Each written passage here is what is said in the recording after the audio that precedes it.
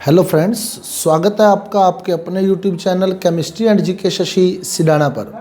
साथियों, आज 6 से 7 बजे के बीच आपका टेस्ट 4 लिया गया था, जिसकी आंसर की टेस्ट की जो टाइमिंग थी वो 6 से 7 बजे के बीच थी। शाम को 1 घंटे का समय आपको दिया गया था। टेस्ट 4 आज आपकी टेस्ट सीरीज़ का लिया जा चुका है और जिसके 30 क्वेश्चन आपको दिए गए थे, उन 30 क्वेश्चन के आंसर मैं अब एक्सप्लेन करने जा रहा हूँ। सबसे पहले मैं निवेदन करना चाहूँगा, यदि अभी तक आपने हमारे चैनल को सब्सक्राइब नहीं किया है तो आप हमारे चैनल को सब्सक्राइब कर दीजिए, साथ ही साथ बेल आइकन का बटन भी ऑन कर दीजिए। आप लोग प्लेलिस्ट में जाकर देखेंगे तो कॉम्पिटिटिव एग्जाम के लिए हमारे यूट्यूब चैनल पर भरपूर मटेरियल अवेलेबल है। तो एक एक क्वेश्चन का एक्सप्लेनेशन मैं यहाँ करने जा रहा हूँ। पहला क्वेश्चन था आपके पास धारावाही चालक, यानी उस चालक में धारा प्रवाहित हो रही है, को चुंबकीय क्षेत्र में रखने पर, यानी चुंबकीय क्षेत्र भी है। अब आप देखो, धारा भी है और चुंबकीय क्षेत्र भी है और बल की दिशा आपने ज्ञात करनी है। धारा भी है, चुंबकीय क्षेत्र भी है और बल की दिशा आपने ज्ञात करनी है। तो बल की दिशा, धारावाही चालक को यदि हम चुंबकीय क्षेत्र में रख दें तो बल की दिशा ज्ञात करने के लिए फ्लेमिंग के बाएं हाथ का नियम लगता है, बै बायां बै बल, बै बल बै बायां। तो धारावाही चालक को चुंबकीय क्षेत्र में रखने पर बल की दिशा ज्ञात करने के लिए फ्लेमिंग के बाएं हाथ का नियम लगता है, यानी वाम हस्त नियम लगता है। दूसरा क्वेश्चन था, यदि चुंबकीय क्षेत्र की दिशा ए से बी की ओर है, चुंबकीय क्षेत्र की दिशा ए से बी की ओर, तो चुंबकीय क्षेत्र यूं जा रहा है, देखो ए से बी, ये चुंबकीय क्षेत्र की दिशा आ गई, चुंबकीय क्षेत्र की दिशा। और बल की दिशा सी से डी की ओर है, बल की दिशा सी से डी की ओर है, बल की दिशा जो है वो सी से डी की ओर है। तो धारा की दिशा क्या होगी? तो धारा की दिशा बताने के लिए आपको दाएं हाथ का नियम लगाना पड़ेगा, फ्लेमिंग के दाएं हाथ का नियम।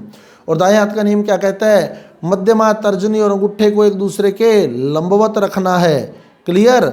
और जो तर्जनी है वो चुंबकीय क्षेत्र की दिशा में रहनी चाहिए, तर्जनी चुंबकीय क्षेत्र की दिशा में, और अंगूठा रहना चाहिए बल की दिशा में। तो तर्जनी रख दी चुंबकीय क्षेत्र की दिशा में, अब अंगूठा बल की दिशा में, यानी अंगूठा इस तरह से रखना है हमें, अंगूठा जो है वो बल की दिशा में, तर्जनी को चुंबकीय क्षेत्र की दिशा में और अंगूठा जो है वो बल की दिशा में रखना है। तो अब देखें आप, तो ये देखें, तो जो धारा है तर्जनी चुंबकीय क्षेत्र की दिशा में जा रही है ए से बी की ओर, अंगूठा बल की दिशा में जा रहा है सी से डी की ओर। तो जो उंगली है मेरी मध्यमा है वो धारा की दिशा को बताएगी। तो मध्यमा जो है वो कागज के तल से बाहर की ओर आ रही है, तो मध्यमा जो है वो कागज के तल के बाहर की ओर आ रही है। तो इस तरह आपका आंसर आ जाएगा सी। तीसरा क्वेश्चन था आपके पास, वैद्युत चुंबकीय प्रेरण में, वैद्युत चुंबकीय प्रेरण में जो प्रेरित विद्युत वाहक बल या प्रेरित धारा की दिशा ज्ञात करने के लिए वैद्युत चुंबकीय प्रेरण में प्रेरित विद्युत वाहक बल या प्रेरित धारा की दिशा ज्ञात करने के लिए लेंज का नियम लगाया जाता है, लेंज का नियम। उसके बाद अपने चले चौथे क्वेश्चन पे। तो आपका फोर्थ क्वेश्चन था, ट्रांसफार्मर कार्य करता है। तो ट्रांसफार्मर जो होता है वो अन्योन्य प्रेरण के सिद्धांत पर कार्य करता है। ट्रांसफार्मर अन्योन्य प्रेरण, अन्योन्य प्रेरण आपको मैंने बताया था एक वीडियो के अंदर, स्पेशली क्लियर किया था मैंने अन्योन्य प्रेरण। अगर अन्योन्य प्रेरण और वैद्युत चुंबकीय प्रेरण दोनों आ जाए तो ट्रांसफार्मर में फिर अन्योन्य प्रेरण सेलेक्ट करना है आपने। तो वैद्युत चुंबकीय प्रेरण वाला पॉइंट गलत है, अन्योन्य प्रेरण वाला सही है। अन्योन्य प्रेरण के सिद्धांत पर काम करता है। और किस धारा के साथ ट्रांसफार्मर का यूज किया जाता है? पहले ऑप्शन में दिष्ट धारा है, बिल्कुल नहीं, ट्रांसफार्मर प्रत्यावर्ती धारा के साथ यूज किया जाता है। तो अन्योन्य प्रेरण के सिद्धांत पर प्रत्यावर्ती धारा के साथ। उसके बाद आपका पांचवा क्वेश्चन था, जूल के तापन नियम का गणितीय कथन। तो गणितीय कथन जो है वो H बराबर VIT, VIT कैसे आया ये देखो, P बराबर होता है W/T, P बराबर W/T और P बराबर होता है VI। तो अगर मैं P का मान VI रख दूं तो VI बराबर W/T, तो W बराबर इधर T मल्टीप्लाई में आ जाएगा, W बराबर VIT। और ये जो W होता है यही ऊष्मा में परिवर्तित होता है, किया गया कार्य ही ऊष्मा में परिवर्तित होता है, यानी H बराबर VIT बिल्कुल सही है, H बराबर VIT सही है। अब आप देखो I बराबर क्या होता है? I बराबर Q/T, I बराबर Q/T, तो Q बराबर I इंटू T। तो IT की जगह मैं Q पुट कर सकता हूँ, तो ये भी सही है। फिर अगर मैं v का मान रखूँ ओम के नियम से, ओम के नियम से v का मान रखूँ तो v का मान होता है आई आर, तो I R into I T, तो आई और आई स्क्वायर हो गया, तो आई स्क्वायर आर टी, ये भी बिल्कुल सही है। तो ये तीनों सही हैं, तो ये गलत है। तो ये आपका आंसर आएगा डी। क्लियर, उत्पन्न ऊष्मा का सही सूत्र नहीं है H बराबर V square upon R T, ये गलत है, ये सही नहीं है। छठा क्वेश्चन, सोडियम क्लोराइड के जलीय विलयन में धारा प्रवाहित करने पर कैथोड पर जमा होगा। तो जब जलीय विलयन लिया गया है तो कैथोड पर हाइड्रोजन गैस बनेगी, और अगर गलित लिया जाता, इसका गलित लिया जाता तो फिर कैथोड पर सोडियम प्राप्त होता, लेकिन अब क्योंकि जलीय विलयन है तो कैथोड पर हाइड्रोजन बनेगी। नेक्स्ट, जब किसी लवण के जलीय विलयन में धारा प्रवाहित की जाती है तो यह क्रिया कहलाती है। तो जब हम लवण के जलीय विलयन में धारा प्रवाहित करते हैं तो वो आयनों में टूटकर एनोड और कैथोड पर डिपॉजिट हो जाता है, तो इस क्रिया को हम विद्युत अपघटन के नाम से जानते हैं, विद्युत अपघटन।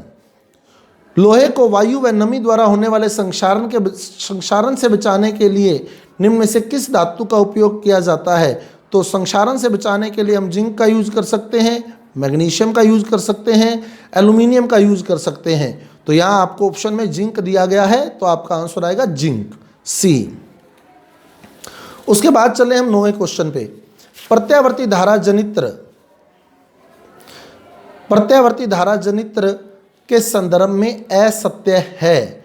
तो पहला ऑप्शन है प्रत्यावर्ती धारा जनित्र में सर्पी वलय व दिश धारा जनित्र में विभक्त वलय होती है, बिल्कुल सही है ये। प्रत्यावर्ती धारा जनित्र फ्लेमिंग के वामहस्त व दिश धारा जनित्र दक्षिण हस्त नियम पर आधारित है, ये गलत है। दोनों के दोनों ही दक्षिण हस्त नियम, क्योंकि दोनों ही धारा देते हैं, यांत्रिक ऊर्जा को विद्युत ऊर्जा में बदलते हैं, तो दोनों में ही धारा उत्पन्न होती है, और धारा की दिशा जो होती है वो दक्षिण हस्त नियम से ही निकाली जाती है। तो दोनों ही दक्षिण हस्त नियम पर आधारित हैं, तो सेकंड ऑप्शन आपका गलत है। अगला क्वेश्चन कहता है, एक चालक तार में धारा प्रवाहित करने पर, अब चालक तार है मान लो मेरे पास कोई, इसमें मैंने धारा प्रवाहित कर दी, तो इसके चारों ओर चुंबकीय बल रेखाओं की दिशा होती है चारों ओर वृत्ताकार, चारों ओर वृत्ताकार, क्योंकि हम चुंबकीय बल रेखाओं की दिशा जो निकालते हैं वो निकालते हैं दक्षिण हस्त अंगुष्ठ नियम से। तो उसमें हम कहते हैं कि अंगूठा धारा की दिशा में रहना चाहिए। अंगूठा किधर रहना चाहिए, ये मान लो इस स्केच में धारा आ रही है और अंगूठे को मैं धारा की दिशा में रख दूं, तो मुड़ी हुई उंगलियां जो होंगी वो चुंबकीय क्षेत्र की दिशा को बताएंगी, चुंबकीय बल रेखाओं की दिशा को बताएंगी। तो जो मुड़ी हुई उंगलियां हैं वो इसके चारों ओर वृत्ताकार डायरेक्शन में है। क्लियर, चारों ओर वृत्ताकार, क्लॉकवाइज या एंटी क्लॉकवाइज, तो चारों ओर वृत्ताकार ऑप्शन आएगा आपका। फिर H2O का ब्रोंस्टेड क्षार है, मतलब H2O खुद अम्ल है, अम्ल है तो ये H+ देगा, तो जब H2O H+ दे देगा तो क्या बनेगा, OH-, तो इसका मतलब इसका ब्रोंस्टेड क्षार OH- है। H2O का ब्रोंस्टेड क्षार पूछा गया है, इसका मतलब H2O खुद अम्ल है तो ये H+ दे देगा तो फिर ये OH- जो होगा वो इसका ब्रोंस्टेड क्षार होगा। H+ देने के बाद इसका ब्रोंस्टेड क्षार पूछा गया, यानी खुद अम्ल है तो H+ डोनेट करेगा तो क्षार आपको मिल जाएगा। अगला कहता है लुईस अवधारणा के अनुसार जल है, तो लुईस अवधारणा के अनुसार जल जो होता है वो क्षारीय होता है। आर्रेनियस अवधारणा के अनुसार जल जो होता है वो उदासीन होता है, जल उदासीन होता है। ब्रोंस्टेड के अनुसार उभयधर्मी होता है और लुईस के अनुसार क्षारीय होता है। ब्रोंस्टेड क्षार होता है, तो ब्रोंस्टेड क्षार जो होता है अम्ल होता है, ब्रोंस्टेड अम्ल होता है प्रोटॉन दाता, और ब्रोंस्टेड क्षार होता है प्रोटॉन ग्राही, प्रोटॉन ग्राही। तो 13वें में सेकंड ऑप्शन आपका करेक्ट होगा। उसके बाद मूव करें हम 14वें क्वेश्चन की ओर। 1 MHCl की सांद्रता को 0.25 m करने के लिए, कैपिटल M का मतलब है मोलरता, मोलरता होती है मोल प्रति लीटर, तो 1 m का मतलब है 1 मोल 1 लीटर, मोल प्रति लीटर। 1 m का मतलब है 1 मोल प्रति लीटर, यानी 1 मोल बटे में 1 लीटर है। अब इसको आपने 0.25 करना है, तो कॉमन सी बात है इसको 4 लीटर कर दो, क्योंकि HCl की मात्रा को तो परिवर्तित करना नहीं, तो HCl के हमने 1 मोल लिए तो 1 मोल ही रखना है।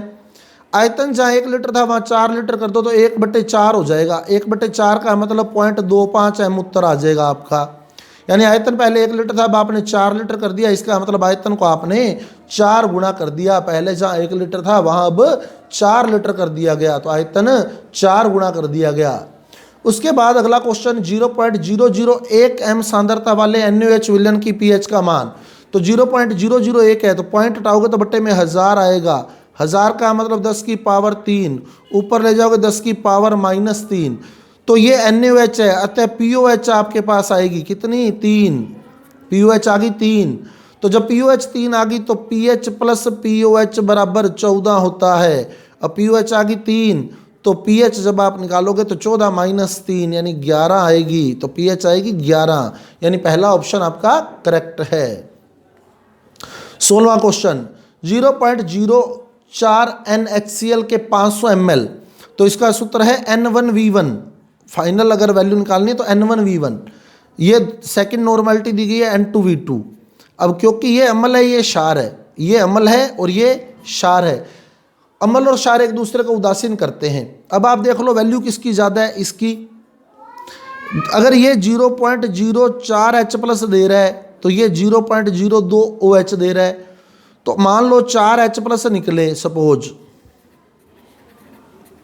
इसने मान लो 2 OH- दे दिए, तो ये 2 OH- 2 H+ को तो उदासीन कर देंगे, 2 H+ बचेंगे। यानी अम्ल में से हमने क्या करना है, क्षार घटा देना है। अम्ल 4 H+ दे रहा था, क्षार 2 OH- दे रहा था, तो 4 - 2 किए, 2 H+ बच गए, क्योंकि H+ को OH- उदासीन कर देगा। तो अपना फार्मूला बनेगा N1V1 माइनस N2V2। N2 कितना है? 0.02। V2 कितना है? 500 बट्टे कुल आयतन, बट्टे में कुल आयतन, क्योंकि मोल प्रति लीटर ही रहता है, बट्टे में कुल आयतन। अब 500 ml इसके, 500 ml इसके, यानी 1000 ml हो गए, 1000 ml हो गए। तो फाइनल नॉर्मेलिटी बट्टे में कुल आयतन आ जाएगा 1000 ml। अब आप देखो 500 कॉमन आ गया, ब्रैकेट में क्या बचा? 0.04 माइनस 0.02 यानी 0.02 बट्टे में 1000, 500 दूनी 1000, पॉइंट हटाया बट्टे में 100, 2 से 2 कैंसिल, 1/100, 1/100 का मतलब 10 की पावर -2, 10 की पावर -2 है तो pH 2 है। तो सेकंड ऑप्शन आपका करेक्ट होगा। निम्न में से किस लवण का विलयन क्षारीय होगा? तो ये दुर्बल अम्ल और प्रबल क्षार से बना है। ब्रोंस्टेड लोरी अवधारणा के अनुसार जल की प्रकृति है, तो ब्रोंस्टेड लोरी अवधारणा के अनुसार जल H+ दे भी सकता है और ले भी सकता है, यानी उभयधर्मी प्रकृति रखता है। उसके बाद मूव करें 19वें क्वेश्चन की ओर। एक अम्ल के जलीय विलयन में प्रबल अम्ल मिलाने पर उसकी pH का मान 3 से 1 हो जाता है। ये क्वेश्चन मैंने बहुत बार दिया है। जितनी pH कम होगी उतनी बार 10 × 10 करते जाओ, तो pH में 2 की कमी आई तो 2 बार 10 × 10 कर दो, तो यानी 100 गुना H+ की सांद्रता में 100 गुना वृद्धि होगी। H3PO3 अम्ल है, H3PO3 द्विक्षारीय है। द्विक्षारीय कैसे? देखो H3PO4, H3PO3 और H3PO2, ये तीन बहुत ही इंपॉर्टेंट है। इसमें अलग अपने को दिख रहा है कि ये 3H दे सकता है, ये भी 3H दे सकता है, ये भी 3H दे सकता है, लेकिन ऐसा नहीं है। ये 3H देता है, ये 2H देता है, ये 1H देता है, यानी ये त्रिक्षारकीय है, ये द्विक्षारकीय है, ये एक क्षारकीय है। क्यों? क्योंकि ये ऑक्सो अम्ल हैं, ये ऑक्सो अम्ल हैं। ऑक्सो अम्ल क्या होते हैं? ऑक्सो अम्ल वो होते हैं जो H+ निकलेगा वो O के साथ जुड़ा होगा, ऑक्सीजन के साथ जुड़ा होगा। अम्ल वो होता है जो H+ देता है। अगर वो H+ O के साथ जुड़ा हुआ निकले तो वो अम्ल ऑक्सो अम्ल कहलाता है। अब अगर मैं H3PO4 की संरचना देखूं,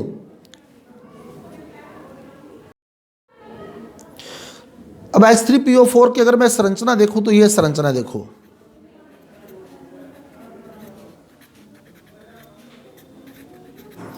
इसमें ये वाला H O के साथ जुड़ा है, ये वाला H भी O के साथ जुड़ा है, ये वाला H भी O के साथ जुड़ा है, तो इसमें 3 H O के साथ जुड़े हैं।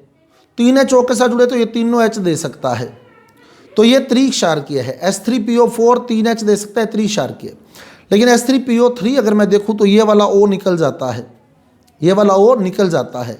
जब ये वाला O निकल जाता है तो ये वाला H ये त्याग नहीं सकता, क्योंकि ऑक्सो अम्ल वही H त्यागते हैं जो O के साथ जुड़े होते हैं, तो ये वाला H ये दे नहीं सकता, तो ये एक H ये दे सकता है, एक H ये दे सकता है, तो ये द्विक्षारकीय है, यानी 2 क्षारों से क्रिया कर सकता है। उसके बाद अगर H3PO2 देखूँ तो ये वाला O भी निकल जाता है, तो फिर बन गया H3PO2, ये वाला O भी निकल गया, तो ये वाला H भी ये नहीं त्यागेगा, तो ये सिर्फ एक ही H त्यागता है, अर्थात ये एक क्षारकीय है। क्लियर? अब आपके पास प्रश्न था H3PO3, तो H3PO3 जो है वो द्विक्षारकीय है। फिर अगला क्वेश्चन 21वां क्वेश्चन, सोडियम एसीटेट के जल अपहरण से प्राप्त होगा क्षारीय विलयन, क्योंकि इसमें प्रबल क्षार और दुर्बल अम्ल है। निम्न में से इमेंट में सर्वाधिक प्रतिशतता किस तत्व के ऑक्साइड की होती है? तो कैल्शियम की सबसे ज्यादा प्रतिशतता होती है। और कौन सा सबसे कम मात्रा में पाया जाता है? तो सल्फर का ऑक्साइड सबसे कम मात्रा में पाया जाता है। उसके बाद आया 0.02 m सांद्रता वाले H2SO4। अब m दिया है तो मल्टीप्लाई करोगे H की संख्या से, कितने H हैं? 2, तो 0.02 × 2 यानी 0.04।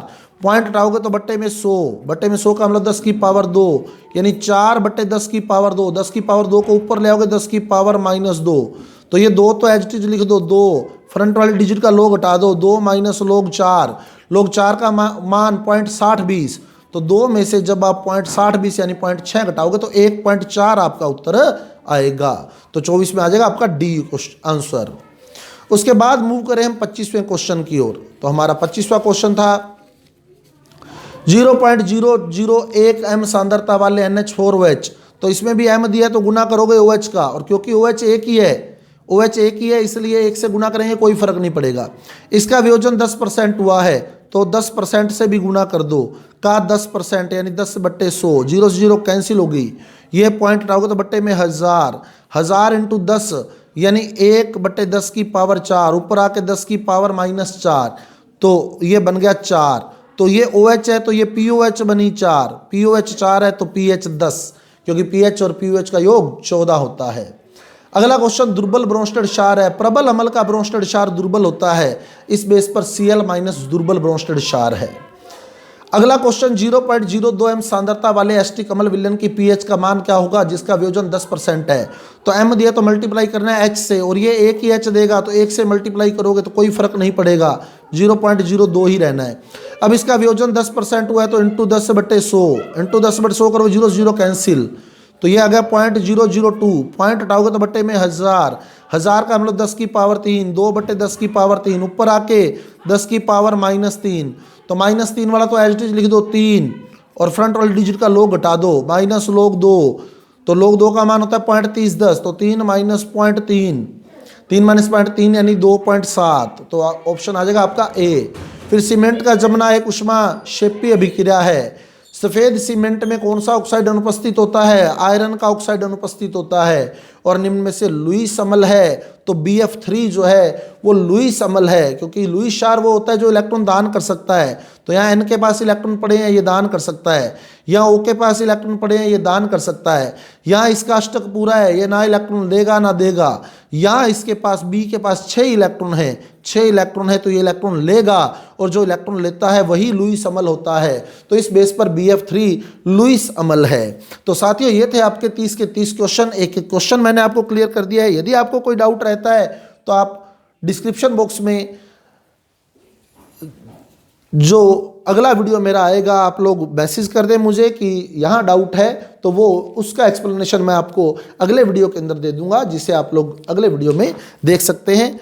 तो यदि आपको हमारे वीडियो आपके लिए अच्छे लग रहे हैं, बेनिफिशियल लग रहे हैं, तो कृपया हमारे वीडियो को लाइक कीजिए, शेयर कीजिए और हमारे चैनल को सब्सक्राइब कीजिए। मिलते हैं अगले वीडियो के साथ। धन्यवाद।